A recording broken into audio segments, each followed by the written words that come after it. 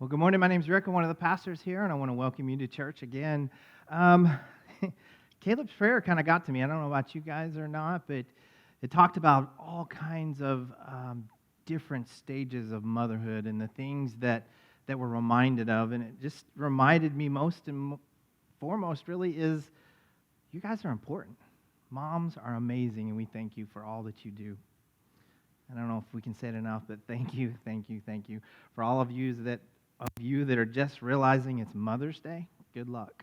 But hey, it made me think of my mom, and she loved flowers, and we have some roses up here, and I got those this morning, and I just wanted something special for the moms. So the moms that are here today are going to luck out because they're going to get to take some of these home.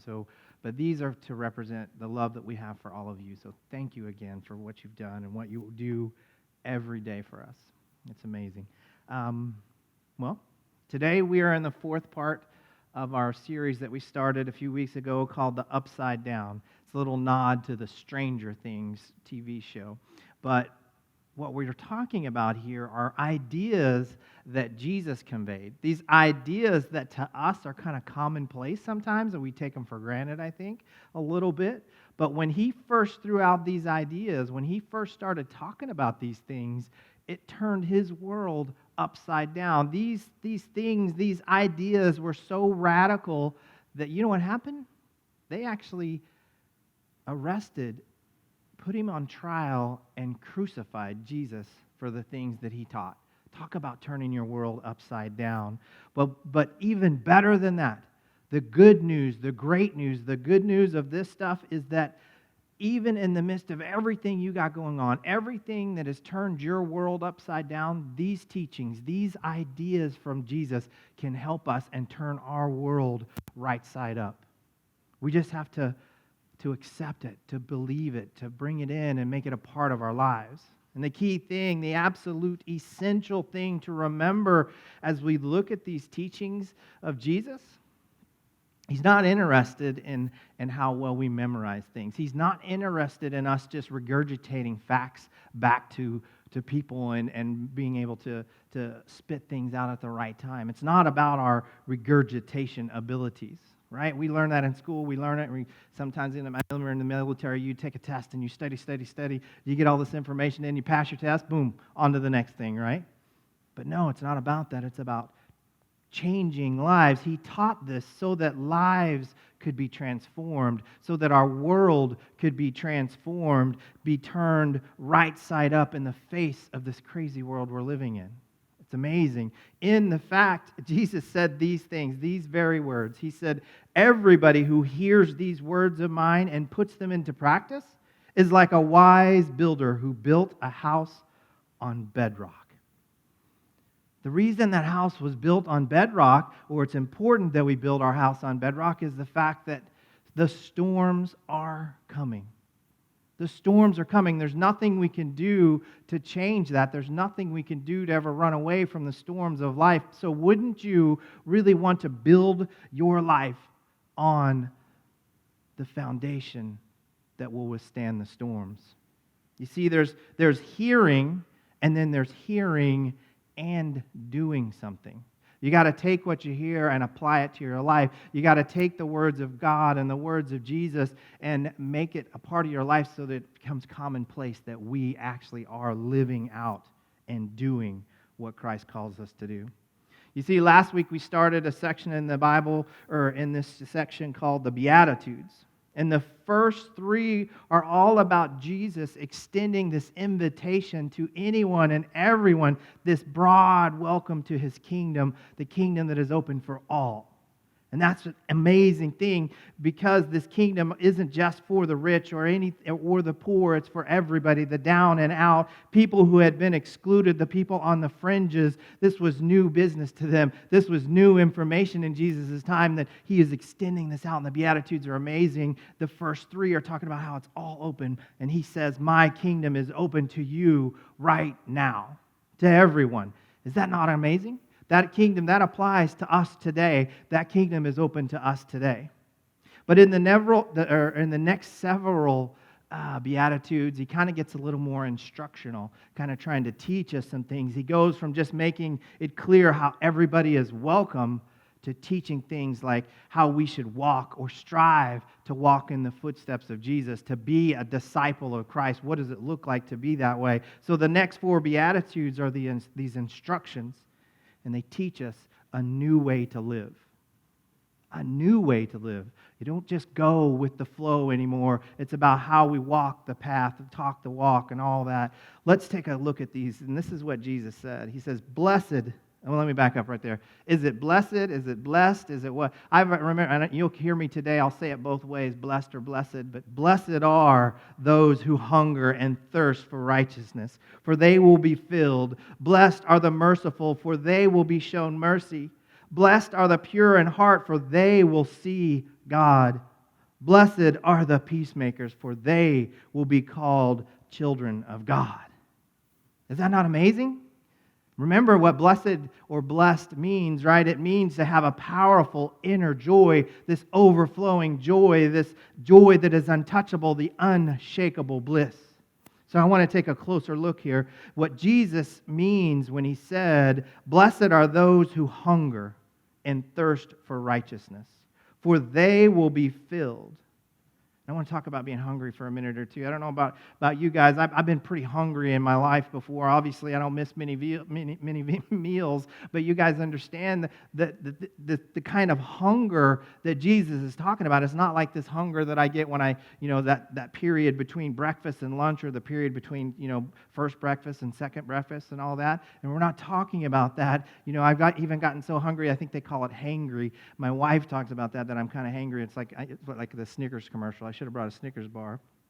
But the people that Jesus is talking about, they understood what this hunger was like. There was a lot of people in that time that they lived in a world, and in our world today, that was kind of check to check. If you didn't work, you didn't eat. And if you did work, you only made enough just to survive. So they understood the kind of hunger like that. And few of us in this day even understand what we're talking about. A kind of gnawing, desperate hunger. You see, there's an autobiography by Jeanette Walls called The Glass Castle. And in this, she writes about how she lived in abject poverty.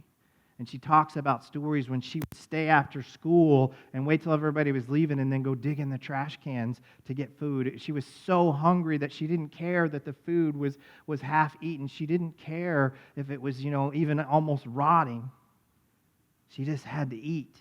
And when Jesus talks about hungering for righteousness, he's not talking about, that feeling you get between meals. He's talking about this hunger that is so powerful that you'll eat rotten food. You'll do whatever you have to get to some food so you don't starve. I don't know how many of you out there are in a point where you are starving to death. But it's like that not amazing, that horrible feeling sometimes if you're that hungry. And if you are, we're here to help. Please reach out to us. But he's talking about having that kind of hunger for righteousness, wanting it so bad. But what is righteousness? What is it exactly? Righteousness is not these new rules and regulations that we have to live up to, these do's and don'ts. A lot of people think that righteousness is doing the right stuff. But that's not what righteousness is all about. Righteousness means to be in a right relationship with God. And I think being in a right relationship is a lot like being in a right or a good friendship. Who is your best friend out there? Think of that person that is your go-to best friend, that 3 a.m. phone call friend. Who is that? How do you get to a point in your relationship with them that you have that kind of bond? That you can call them, and anywhere, anytime, they'll come and get you. That friend, the characteristics of that friendship means that I got to spend time with them. I got to talk to them. I got to believe in them. I got to want to be challenged with them, go through things together, have experiences with that friend. That means I got to spend time with that friend and build that relationship. It's important to face challenges together. And Jesus is teaching us to develop a hunger to be with God, to talk with God, to understand God, to face challenges with God, to strive to know the heart of God. And we need to develop a hunger for that kind of relationship, that kind of righteousness with God. You see, a question that popped into my mind was this: how do you make yourself hungry for a deeper relationship with God? How do you do that? I mean, yeah, we know we're supposed to pray and we're supposed to spend time in worship and things, but how do you do that?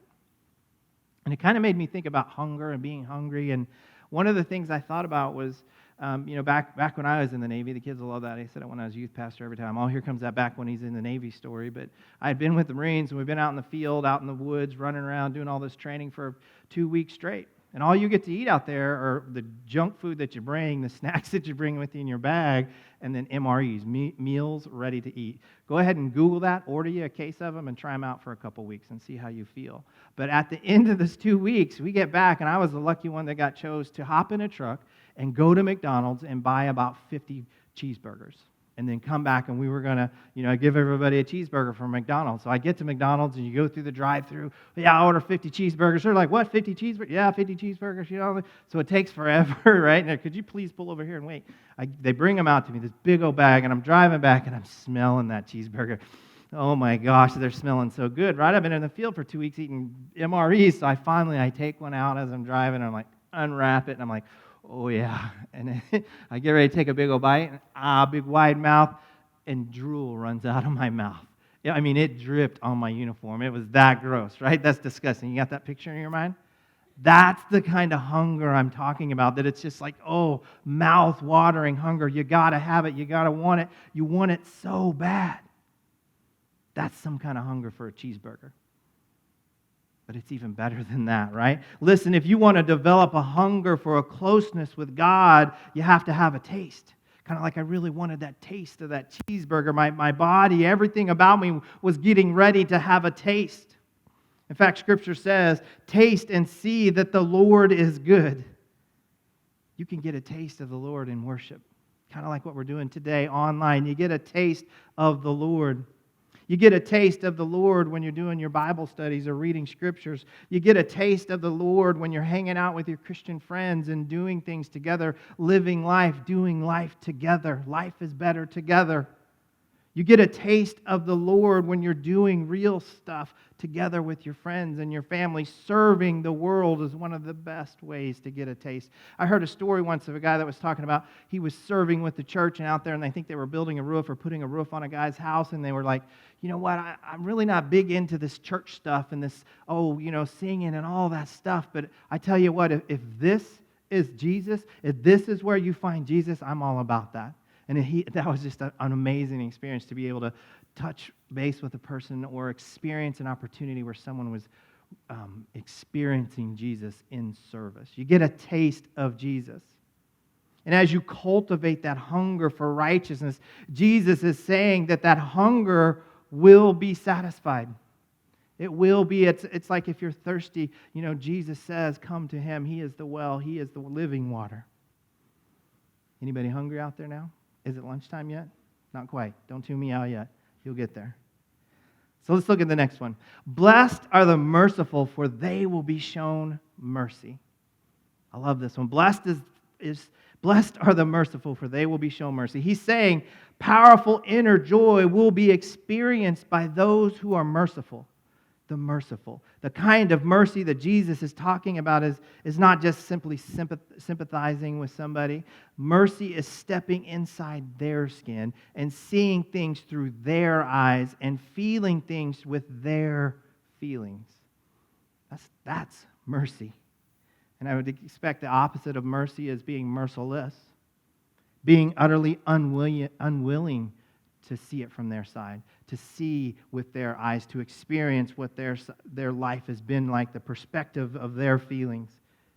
It seems like a lot of things that are happening in this day and age, the stuff you see on Facebook, the stuff you see on the news, the bickering and the fighting between everybody and everything's going, oh, it's their fault, oh, you did it, whatever. All this stuff being merciless is crazy. I can't say that I'm the most merciful person walking around in this day and age, but I've learned over the years that I can, if I can know a person's story, if I can learn a little bit about them and understand more about them, It's an opportunity for me to understand why they are doing the things that they're doing. And once I take the time to slow down and get into a relationship and learn about them, that's when I can be helpful. That's when I can start to be a part of their life that is part of the solution and not the problem. You see, our natural reaction is to make snap judgments. Our natural reaction is to look at people and just kind of judge a book by its cover kind of thing. It's like when you're driving down Range Line and you're going to turn into Sam's there, and there's always that guy out there at the sign up, right? And my natural reaction is obviously I start thinking, man, why didn't he get a job? What's wrong with him? He could get some help. Why didn't he just get cleaned up? You know, he must be lazy or some kind of addict or something, right? He's got some kind of problem, or else he wouldn't be standing on the corner, right? That's what we think, because we don't try to step in. How many of us, me included, have never stopped and got out of the car and said, hey, what's going on? How can we be of service? How can I help you? That's being merciful. You know, we make snap judgments again all the time. You try to take something back to Walmart right now, and it's like, oh no, we're not taking any returns. That person at the customer service desk must be cold and evil, right? They don't understand how busy I am, the risk that I'm taking to even come into Walmart today to return something that is defective. It's not my fault it's defective, it's your fault, right? You should fix that stuff. What's wrong with you? Whoa, slow down. Are we not looking at their life and understanding that they are risking their life on that side of the counter too? They don't want to touch your stuff. They must be cold-hearted and evil.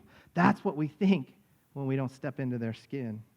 Or maybe that relative that gets on your nerve and complains about this and complains about that. Oh, the government this. Oh, the schools do that. Oh, man, get a haircut, shave your face, whatever. You know, I'm just kidding about that part. That's not my wife. Don't go there. We get these people, they get under your skin, right? It's because we don't slow down. We don't take the time to see what's going on in their life. But Jesus is saying this. He wants us to get under their skin. Not in a bad way. You see, He wants us to see through their eyes, to know their story. That's what mercy looks like. I heard a story about a woman this woman was so unpleasant. Her kids said that she would fly off the handle all the time, just these fits of rages. And her husband said she was so demanding and nagged him all the time. You know, she was this, you know, the husband's walking on eggshells every time he gets around his wife. And basically she's kind of a nightmare to be around. See, eventually her and her husband got divorced, and it came out in the divorce that the man had been having an affair. For 20 years, multiple affairs. But the wife knew about them all. But she stayed for the kids. She stayed in the marriage, and she just buried all that down deep, deep, deep. Her anger, her negativity, her misery. And once you understand that, then it starts to make sense. Yeah, of course she's mean. Of course she's hateful. All you're doing is filling your body with this stuff, and it makes sense once you take the time to step into her skin. You know, and I'm not trying to make excuses for that guy, but maybe if you took the time and got into his skin and got into his head and seen things through his eyes, that maybe that, and it's not okay. It's not okay, but it starts to make sense why he might want to go down a path like that. Because we got to slow down, we got to look, and we got to talk to people, and we got to understand that there is something going on in their lives. Almost always when people act badly, it's because of some hidden pain. And mercy is the willingness to enter into someone's hidden pain and then offer them help. And that's the hard part, right? To get into someone else's pain. I got my own problems. Who am I to work on that? Who am I to step into their life? It's none of that. It's hard, and it's something that we have to work on. We have to see life from their perspective. It takes work. And Jesus said that in doing so, you will be blessed. You will encounter a powerful inner joy, an unshakable bliss. And ultimately, if you think about this, this is what Jesus did for us. Jesus is in heaven with God, and He comes to earth, and He gets into literally our skin. He becomes one of us, flesh and blood, and He lives among us. He did that so He could know what it's like to be you and me. One of the scriptures puts it like this: Jesus is not out of touch with our reality.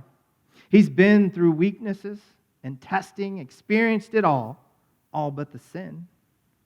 So let's walk right up to him and get what he is so ready to give. Take the mercy and accept it.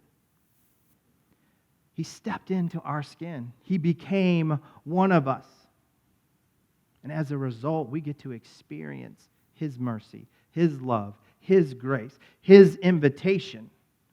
And actually, it's a command, is for us to do the same for others. In fact, we decide how much mercy we're going to get. We get to decide that. Did you know that? We decide how much mercy we get by how much mercy we give. You see, we receive mercy based on the blessings of God, based on what we give. Blessed are the merciful, for they will receive mercy. Is there anybody out there you're thinking of? Anybody in your family, your friends that you may want to extend a little mercy to? So let's look at the next beatitude. Blessed are the pure in heart, for they will see God. Jesus is saying, if you want a powerful inner joy, constantly work on purifying your life. And in this day and age, we're all about purifying, right? I got hand sanitizer over here. I got hand sanitizer over there. I wash my hands 27 times a day. You know, I'm worried about these chairs. We spray them down with Lysol. We've cleaned everything. We're worried about our environment because we know we're polluting our environment and the air. We got air purifiers. We got, I don't know what else. We got purifiers for our water. We got vacuum purifiers. Is that crazy? Just for when we're vacuuming, we got to purify the dirt or something that goes up in the vacuum. But we're purifying everything. And there's nothing wrong with all that stuff. Don't get me wrong. Yes, we need to be clean. We need to be cautious. We need to do these things. But what I'm talking about is inward purification. Doing some purification of our minds, heart, and soul on the inside. And no, I'm not talking about drinking bleach or drinking hand sanitizer.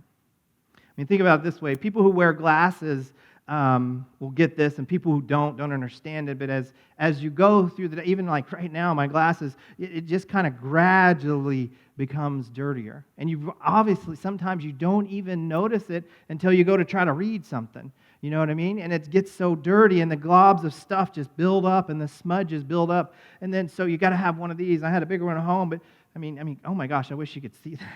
I washed these this morning. I can't even see you guys. Are you out there? Oh, wait. Nobody's here, are they? I thought it was the glasses. There are so many smudges on these, and you couldn't even tell when they're up close. I had to take the time to stop and look. It's like magic now, right? Just one of these and wiped off the smudges. I can see. Think about people with cataracts, and they go through the surgery, and they take those cataracts off, and they experience the same thing. I can see. It's amazing, isn't it? Some of you are wearing glasses right now. If you got a chance, take them off, wipe them off, and just listen and see the difference in how much better I look when you put your glasses back on. So, listen, this purification we're talking about can only happen when we regularly stop. We slow down. We kind of take an inventory, a moral inventory of how did my day go? How did my week go? How did my month go? Even how did my year go? What are the things that got in the way? I got to slow down, and I got to ask God, please, God, take these impurities from me. God, help me to become more like Christ. We got to stop and address our impurities.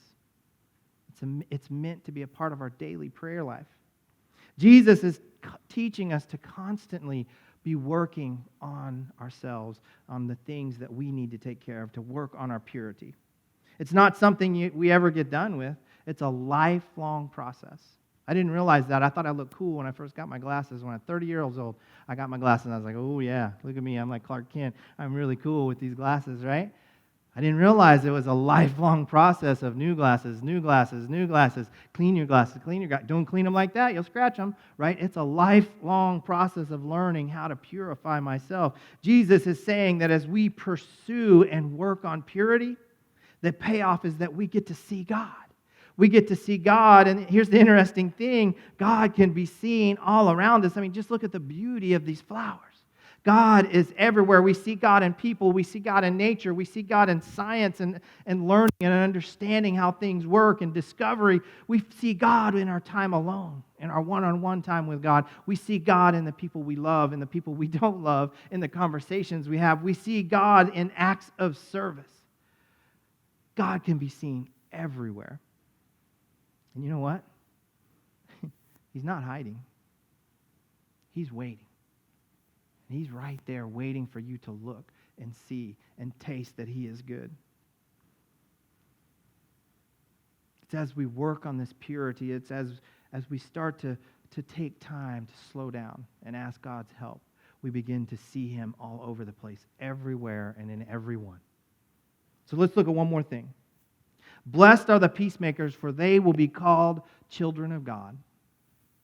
Remember, blessed means to have this powerful inner joy, this unshakable bliss, right? This untouchable joy. If that's something you want to strive for, if that's something that you want, this unshakable joy, this inner spirit that's so full of joy, then you have to work on it. You have to strive to be a peacemaker. And now what catches my eye here is that he did not say, blessed are the peace lovers. Everybody loves peace, right? Peace is the foundation of prosperity. Good things happen in an atmosphere of peace, and it's just so much easier to live with people and love people when there's peace involved. So we all love peace, but Jesus didn't say, blessed are, or what he did say was, blessed are the peacemakers. Anybody can love peace, but working towards peace is a whole nother thing. Anybody can love peace when it's simple and easy, but, and let's not mistake peacemaker or peace-loving as that conflict avoidance, right? Some people just don't like to get into fights. People don't like to argue, and if I avoid that confrontation, then I'm making peace, right? No, you're just bearing it down deep. If you got a problem with your kids, if you got a problem with your wife, you got a problem with your mother-in-law, your father-in-law, you need to deal with it because all you're doing is burying that stuff deep, and you're taking in that just negativity all the time. That's just peace loving, and peace in conflict avoidance, and we're just piling up troubles for later. You got to deal with it. You can't let it fester. You can't let it simmer.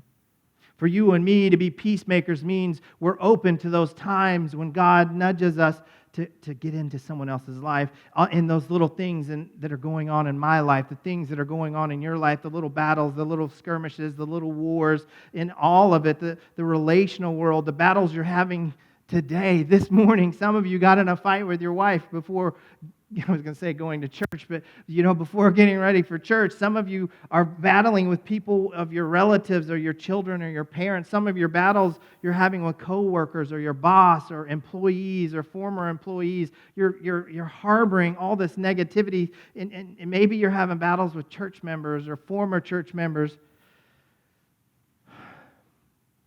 And I think if we could summarize this all up in one word, it might be this: enough.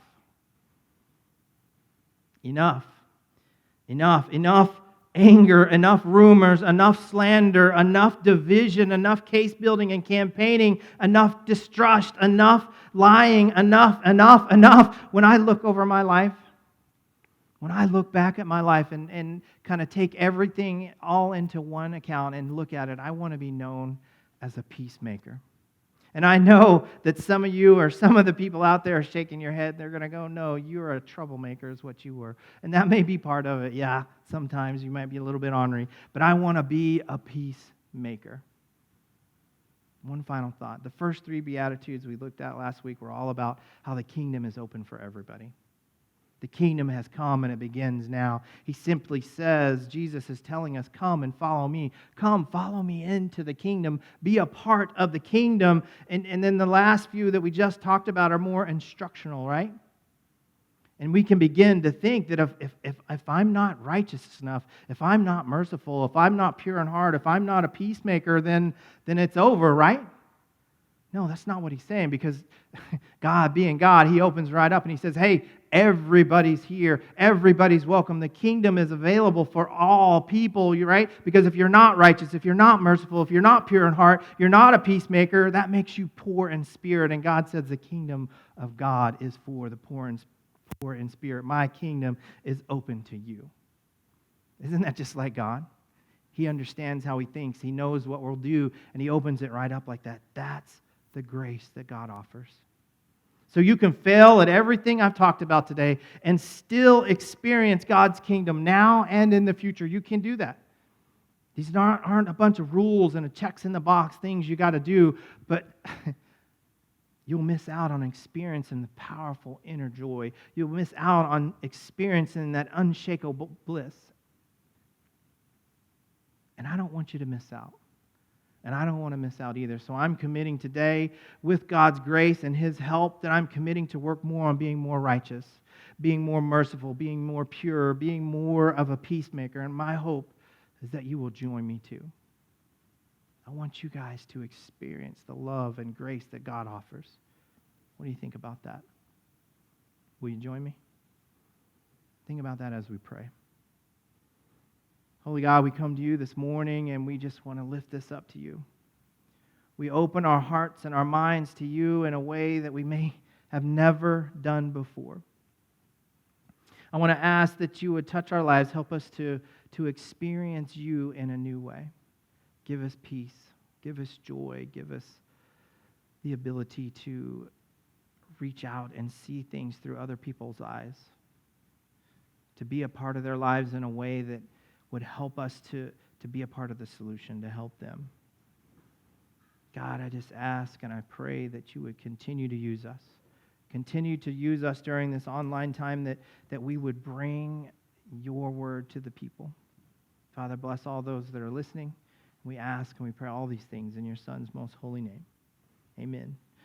So, as the band's getting ready, before we wrap up, I wanted to remind you of a couple things. If you call St. Paul's your church home, then part of being part of the church is generosity. And generosity is one way that we practice things that kind of help change us. Generosity changes us. When we participate and we give something away, it creates a space that God can fill, and He uses that to reorder our lives. So if you call St. Paul's your home, please continue to with your generosity. It helps us to live out our mission. And are we ever on mission? I mean, the church itself, we have a mission, and our mission is to lead people to an act of faith in Jesus. That's the whole reason that we exist as a church, is to lead people to Jesus. And are we ever doing that? Part of the All In initiative was for us to start to create an atmosphere or a program for special needs. So we have already continued, based on your generosity and your continued help, we have hired a new person to lead that charge. And we're going to open up our experiences here at church, everything we do, all of our programs here, so that people with special needs, from kids to adults, are welcome and can participate and be celebrated and accommodated in everything that we do. And that's all because of the generosity of what you're doing. We're going to be able to do that right here in CJ and in Joplin. So you are making this happen. Thank you so much for your generosity.